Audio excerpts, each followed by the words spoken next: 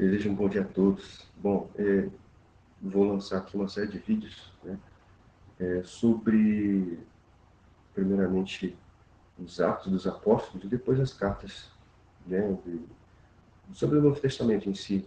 Né. Mas é importante que, assim como a gente está vendo o Evangelho, que a gente comece a ver o que aconteceu depois que Jesus não estava mais aqui. Né. E é bom começar justamente pelo livro de Atos, porque ele vai contar justamente o que aconteceu logo após Jesus ter ressuscitado. Né? E o que aconteceu com os discípulos, né? O que aconteceu depois disso, como começou o que chama-se de igreja. Okay? Bom, então vamos lá. Né? Capítulo 1 diz assim: Fiz o primeiro tratado, ó Teófilo, acerca de tudo que Jesus começou não só a fazer, mas a ensinar. Muito bem. Uma coisa importante falar sobre o livro de Atos é que ele foi escrito por Lucas, e Lucas não era um discípulo dos 12. Né? Ele era um médico, mas ele se tornou amigo e acompanhou os discípulos, principalmente Paulo. Tá? E aí ele relatava, né, o que ele estava, os acontecimentos, né, dos apóstolos.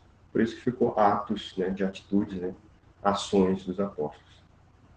E aqui ele fala no versículo 1 sobre o Teófilo, né? Então, Teófilo, ele está aqui com um T maiúsculo, né? Então, Teófilo aqui seria alguém muito importante, né? Grego, né? Lucas era um médico, tá? E ele escreveu, né, Atos dos Apóstolos em grego, né? Chamado grego koiné. É uma espécie de uma escrita grega mais formal, vamos dizer assim, né? E ele cita a palavra Teófilo, né? Então, a palavra Teófilo seria alguém importante, né? Alguém que ele estava mandando essas cartas, né? Ou seria o que também pode dizer o significado da palavra Teófilo, que seria amigo de Deus, um simpatizante.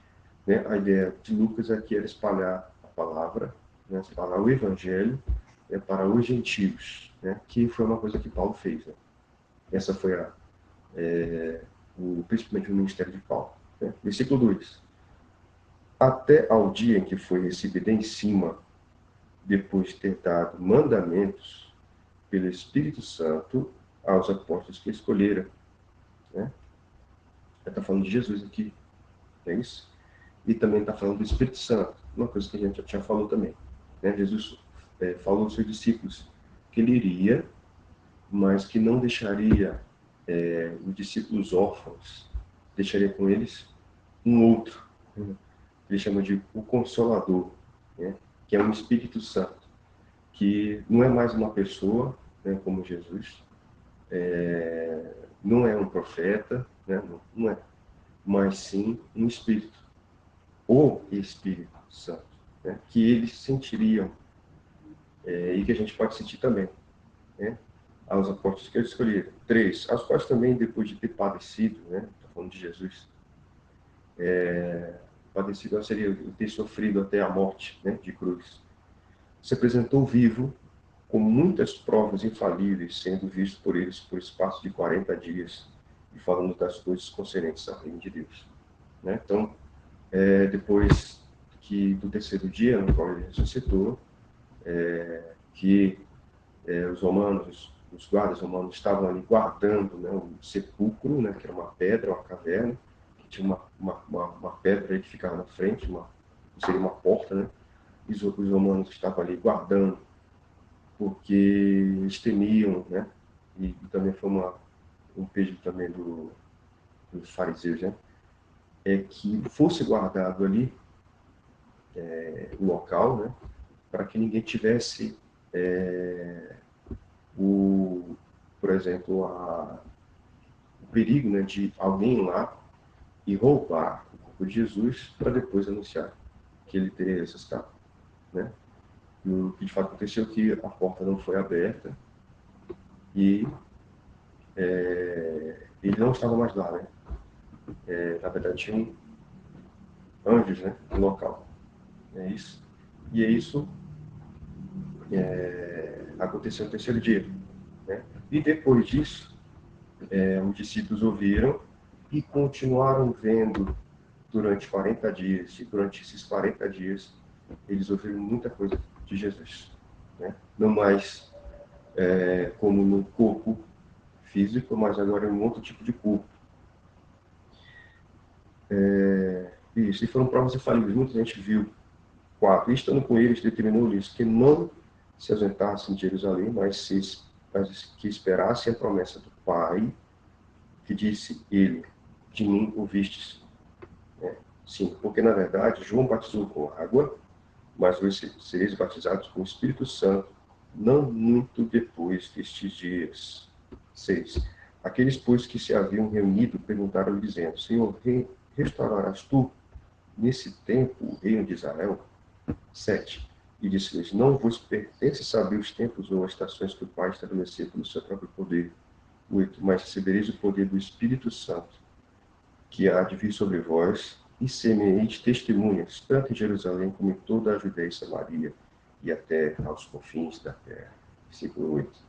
Ok? O que acontece aqui agora que não havia mais limites do físico, né? De Jesus estar ali com eles. Agora, aonde eles estivessem, estariam sobre eles um Espírito Santo, né? Que representaria Jesus, Deus. E eles iriam receber isso ainda. Eles não tinham ainda recebido, tá? Então, o que seria, né, receber isso, né? Depois a gente vai ver o que é chamado de Pentecostes. É receber, né? Lembrando, nós somos seres físicos, corpo, mas também somos seres espirituais. Temos alma e temos espírito. Receber um Espírito Santo significa dizer que é como se o nosso espírito se ligasse ao Espírito Santo e nós fôssemos capazes de vibrar, né, com este espírito. E assim podemos receber e ser a característica do Espírito Santo. Né? E depois a gente vai entender mais sobre o que é isso, né? Mais profundamente. Mas, por enquanto, fiquemos por aqui. Ok?